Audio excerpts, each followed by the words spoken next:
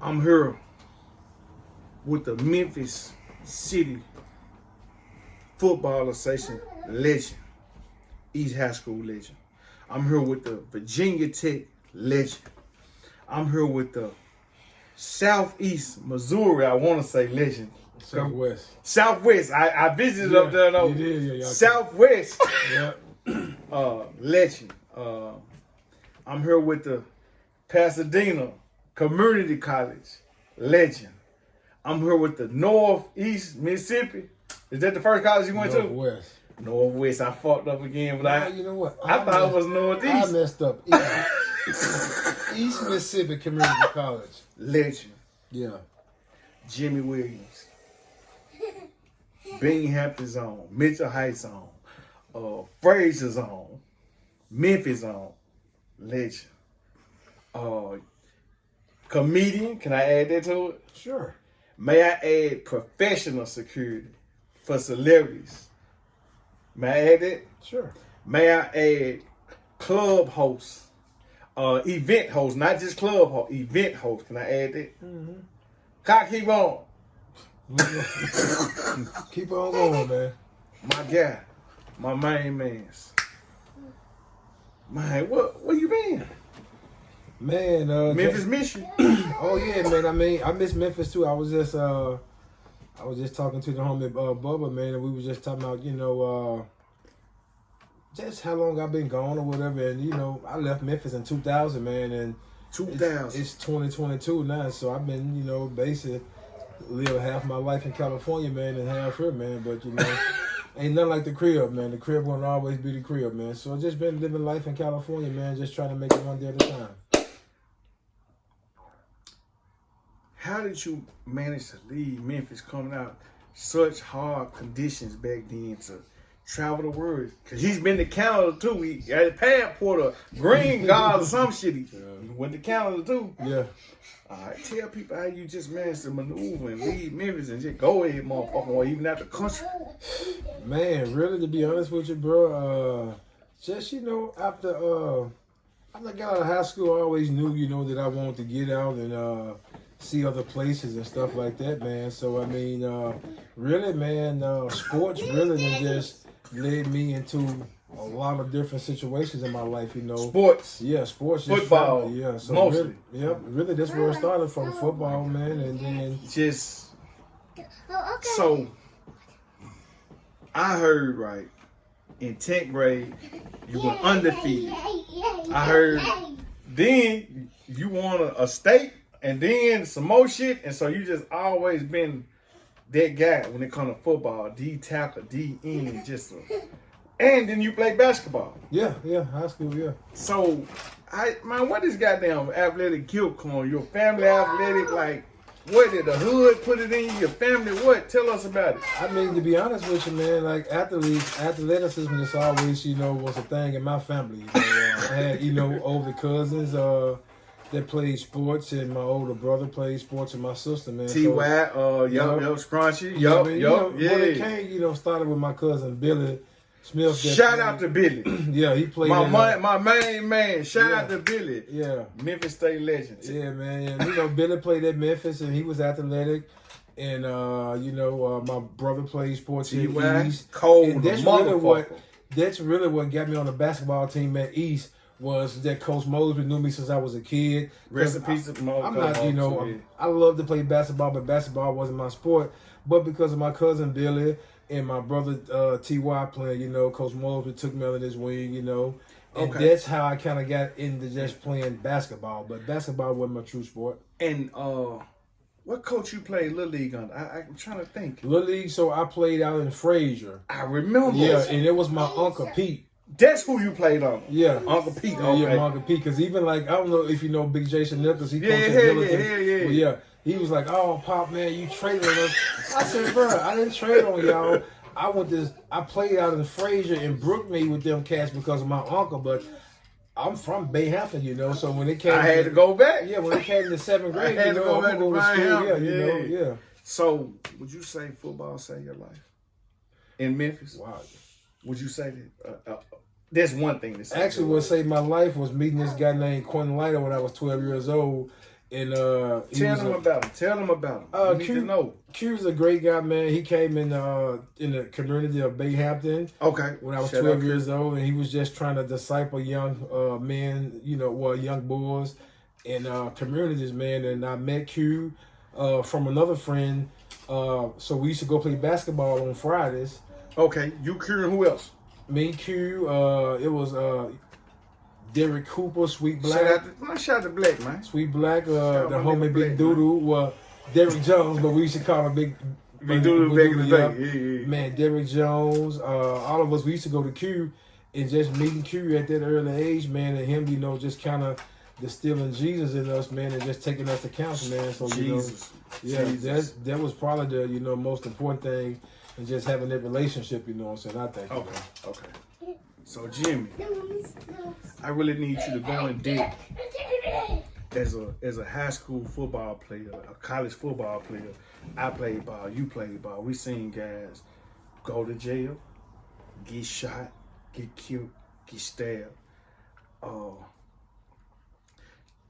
Take us through you getting in trouble at school. I know that was a big part of you not making it to the NFL, even though you still was almost there. Could you just tell the people a little bit about getting in trouble in college and, the importance of you need to get what you want? Yeah. I mean, if I can really sum it up in one word, when you get in life, there's going to be levels. You always have to elevate yourself from little league to junior high to high school to junior college. So my journey, I was always good at sports. So I was good in the little league. I was good in junior high, high school, and junior college. But when I got to the Division I level, where everybody's good, I just think it was just a lack of discipline, Lack of discipline. Lack of discipline, and I never was young Memphis nigga lit. Yeah, and the thing young is, Memphis nigga lit. Yeah, I never was an arrogant person at all. You can always tell me something, but I was lazy, and sometimes I thought, Big Jim. Sometimes you can listen to people and they can tell you that you're too good, but in reality, you got to keep on elevating yourself.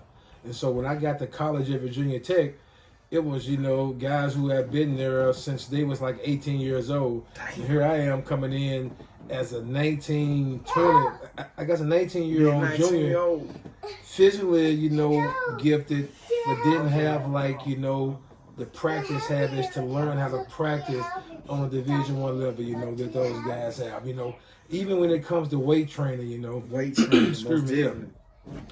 You're not training in junior college and high school. Well, at least I wasn't training in junior college and high school. I wasn't either. And like you said, I wasn't either. We won off of talent. When we won at East, man, talent. We won off of talent and determination. And drive, passion. Passion, And so when I got to that next level, I started to see guys that was, bigger than me, faster than me, stronger than me. So now it comes to, okay, step that game who's up. Who's going to make the sacrifices? Step that motherfucking game up. I love to party. I love to hang out. I love to drink alcohol, right? But when I think back on it, is that some people can't play. Some people can't play and perform at a high level. When Florida niggas alcohol, was doing Yeah. When Florida niggas was smoking dope, drinking, everything, all this going shit. out there, and putting up numbers. And them niggas were doing this I shit. was the type I couldn't do it, So, I mean, when you just in life in general, in sports, man. Touch back on the discipline, because I believe the discipline of just going out. Like, I know you got in trouble at Virginia Tech. You went to a party, you smacked, then you punished some nigga or something. So basically, what happened was this: me and John Dunn, offensive tackle, big 6'7" guy. We was homies. That was the big white boy, what? No, John Dunn was black. Okay. He's big 6'7" offensive lineman. We was over there hanging out after one of the spring practices, and I used to, me, I joke a lot, shit, fucking with a everybody nigga. can't take it, fucking with a nigga. Yeah, that's me. That shit, boy. And so, Dunn, I was messing with Dunn, walking around teasing him or whatever, and we was in Dunn's house, and he was like, "Man, sit down," which, I respect him, I'm in his house, we get to checking or whatever, and I'm finding him up and, making people laugh, and he got pissed off. So basically, he told me to sit down, and I bucked up at him, and all of a sudden, I just, boom, pushed him through this big old TV that they had, you know what I'm saying? And so me and Dunn ended up getting to fighting, And so How the police get involved? So what happened is we went outside, right? We lived in these apartments called Shawnee. We got to fight. Some of the neighbors called the police. Yeah. So when the police got there, I had dropped my phone in the snow. And so after that, I was trying to look for my phone, and the police came, and boom. And so they That took shit me. was a wrap. Yeah, they took me. But the thing about it, when the police came, I started mouthing off, being young, Not going when you should have had the respect so that you can stay on the team and perform your duty. Exactly. Okay, But okay. even right there, we didn't get kicked off the team. Coach just suspended me and Dunn for the spring. Oh, that's what happened. But Yeah. man, this shit was all over ESPN. That shit down there made seeing it. Every time I turned on TV, I'm like, damn, I'm on TV like that. Like, Yeah. they were trying to like make it like you was a shit star and Yeah. and they was like, because you was hyped up when you got the beat. 100%. You was all over the news and all over the internet, like when you went to VT. Yeah. Okay. So Jim brought me through the life in California, coming out of Memphis, Tennessee, Binghamton, North Memphis, Fraser, Mitchell High. Take me through Cali, coming from the slum, the trenches like that. You know what, man? One thing Cali is big. It was busy. I was getting lost. They're just trying to figure out lifestyle. Yo, So it was definitely it was definitely a kind of different culture wise, man, I swear to God, when I came and visit you couple times, like, I'm like, what the fuck? Like, that shit different, me. You Way was different. kicking in it. Yep. Yeah, you even took me to Mexico, too. Oh yeah, Mexico, yeah. And Took me to Mexico, too. I love the weather, the mountains, and the lifestyle out there, Cali's just different. The lifestyle is great.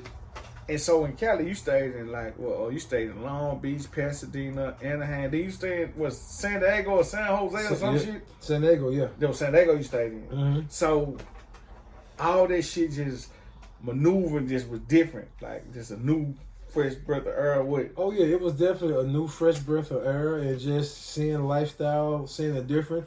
But the one thing I took from that is that hey, being from Memphis, if you from Memphis, man, you can survive anywhere in the world. I mean, and people will talk about, oh man, you talk country, you talk this, No, but out there, it's a country dude that's coming up and swooping up on their chicks. You know what I'm saying, right? And I think Big player. And look, I think it's the same way everywhere because maybe if some of them Cali dudes come to down Memphis, here, they'll gonna swoop turn up up on on the the game. You know what I'm saying? But I wouldn't trade it. Cali was great. It is great, and I still get teased by people by my accent a little bit. But I wouldn't trade Memphis one day, man. If you can make it in Memphis, you can make it anywhere in this world, and I truly believe that 100%. Take me to Canada, man. I gotta know about Canada. What the fuck even took you to Canada? You know what? It's me funny. and you on the phone in Canada. Yeah, San Diego. So when I lived in San Diego, I played arena football for the San Diego Riptide there. Oh. And it was this spot that we used to go to called El Torito. Okay. And so Shayna, which is my ex-girlfriend in Canada, I met her there. So I met... You met her playing arena ball. Yeah, when I was playing arena football in San Diego, I met Shayna, and then that's out, and she's from Canada. So after that, what city? Like Amsterdam or some she's shit? from Edmonton, Alberta. Okay. Yep. Cool. Yep. So did you like it in Canada? Like they were been smoking dope over there. Yeah, you know what, Do man? they talk like a like? Yeah, honestly, bro, to me, Canada is just like the U.S., to be honest with you. Well, I've only been to Edmonton. It was just cold as hell there, having to get up and shovel snow. But do a nigga go through Detroit or Cali or Minnesota? Well, it all depends on what part. The part that she lived in, that was through Minnesota. Okay. So, now take me to New Hampshire. Okay, you played arena ball in San Diego. Yeah. Then you played in New Hampshire. Where Yes. it's cold in a bitch. But them motherfuckers rich out there. It's somebody out I there. heard that. I heard. Yeah, I don't it's know. somebody I out just there. know it's cold. So take us to New Hampshire. Well, New Hampshire, I ended up going to New Hampshire after I played arena football in San Diego. So I'm going from San Diego to Manchester, New Hampshire. I'm not knowing what to expect. Different type of life, man. I'm not knowing what to That shit expect. different. But you know what? Actually, when I got there, New Hampshire wasn't bad. I was in Manchester.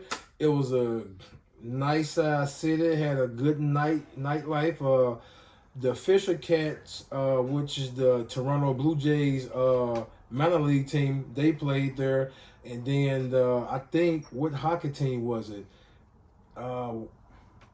I can't. You know, I don't know shit about hockey. Yeah, same. Yeah, but it was a hockey team there, and we was the football guys there. So here's the thing: all those guys making way more money than the football guys was. But guess what? Yeah, we the one was the city. Everybody came to see you us. told me we yeah, were jumping. Okay, I got one more question before we wrap this up.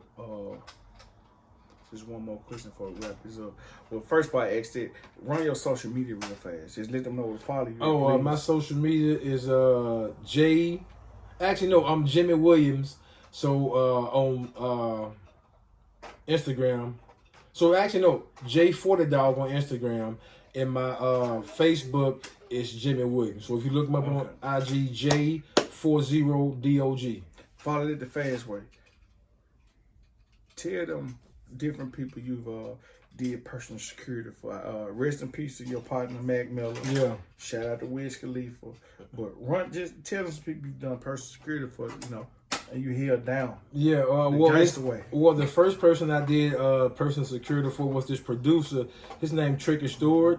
Tricky Stewart produced The Dream. He was an artist that was out.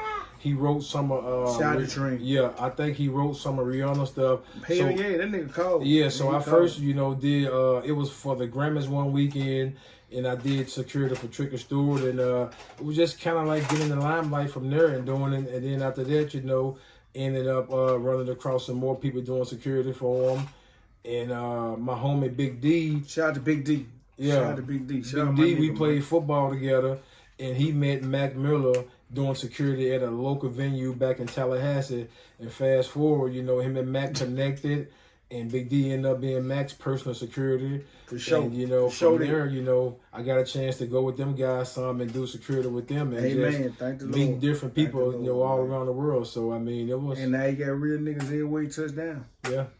Okay. This is bro. Jam. Yo. This my new shit, man. The motherfucking bucket challenge. Okay. Hey, I know these niggas yelling no cap, right? But in Memphis, we just no flaws. Yeah, no flaws. Can I get some right hand? 100%. Well, because when we growing up, cap meant a whole different thing. Sucking wieners. Yeah, exactly. You know what I'm saying? Sucking wieners. wieners. Cap, and I'm like, oh yeah, that's the new. Sucking hot dog. That's the new age stuff, Hey, go. Pick one. You gotta read this shit out loud, boy. All right, so this here says, wow, why it's important to have a relationship with Jesus. Tell me. The reason why it's important to have a relationship with Jesus because we was born to be in relationships and community with each other. And I'm not sure if some of you guys believe in heaven and hell. I do. And so the way that we get to heaven is by believing in Jesus Christ in our heart as our Lord and Savior. So that's why it's so important to have a relationship with Him. And the thing about it is Jesus is just everything that Jesus stood for is the right thing. So there we go. Hey, this shit gonna get hey, we loving the Lord. This shit gonna get stupid. All right. This one here, it says, girlfriends or several female dogs. I'm gonna let you pronounce it. Girlfriend or several bitches. What you doing, Jimbo? You know what? Now that I'm 40, I would have said several female dogs. Now that I'm 40, I would choose the girlfriend. But back when I was younger, 15 years ago, I would probably say several female dogs. Go again. He must go. No flaws. He must go. Okay, this one here says, what race of women have the best vagina? Have the wettest vagina? Wow.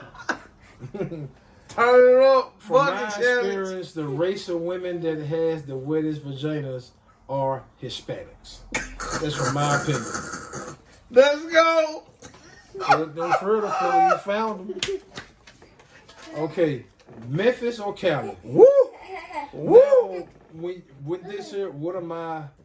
It's just whatever come to mind. This shit just the bucket challenge is whatever come to mind. Ain't no right or wrong. It could be food, Memphis, Cali, this, whatever. Well, first off, I was born and raised in Memphis, so I never you know, give up my Memphis roots for nothing in the world, because being born and raised in Memphis is what made me who I am today, and it gave me so much knowledge, you know, for just growing up in the neighborhoods. Most And, definitely. place to live at, I'll choose Cali. There we go. Again, he must go again. And again, he must go again. Label or independent? I ain't gonna put that on you because you don't rap. I like to speak on it though. Man, she ain't look no farther, Fellas. Okay, so label or independent? I would say this, okay? If you have a label behind you, from what I understand from the rap game, is that by having a label around you, it's like you got somebody to support you financially, Yeah, and most put up the money. Independent is your own grind, so it's more you hustling. But what I will give out is from being around Mac Miller, knowing him right. When Mac was independent, everything was way more funner. We had fun, you know. He was independent. Once he signed with the label, it was more professional. more professional, you know. Well, things were professional still, you know, when Mac was independent, but when he signed with the label, everything was controlled so much. So I would probably say independent. Okay. Give me that. Let's go again. Let's go again. My friend, let's go again. Okay, this one says Molly or Coke. I'm gonna go with the I'm gonna go with the Molly, because Molly give you that euphoric feeling, you know. However, I will say the last time I did Molly, it was a scary experience. I was in Las Vegas for the AVN Awards, which is the Porno Awards. This coming up in January. You doing security at this year? I don't know. I don't know. Hey, you had asked Alexa Texas, did she accept Jesus, didn't you? I think yeah. Yeah. I hope that she accepted Jesus. Yeah. Okay, let's go again. Okay. Here. Think of when you Listen to Future. Oh yeah, think of when you listen to Future banging two bad women At the same time. What do I think about that? Hey. Man, really just him being a rock star in that lifestyle, and when you him, hey, those are some of the perks that you can do. The perks. Unfortunately, guys Those are like perks me to can't come do with. that. Okay, we got one more. Okay. I didn't come up with this question. Okay. Does vagina taste like pumpkin pie? Wow. You have to read. 100% it tastes like pumpkin. Jane, we wishing you much success for whatever you do. Thank you for stopping by the Dreams of Money studio. For sure, man. It was Appreciate an honor and a pleasure. This is a legend in my neighborhood. This is a legend in Memphis. This is a guy that can teach y'all a lot, show y'all a lot. This nigga been hustling. He shakes hands with millionaires, billionaires. He shakes hands with the homeless, with the people with no money who ain't got nothing. Salute you, big dog. For sure, man. Thanks for having me, bro. For real, though. Thanks. Definitely.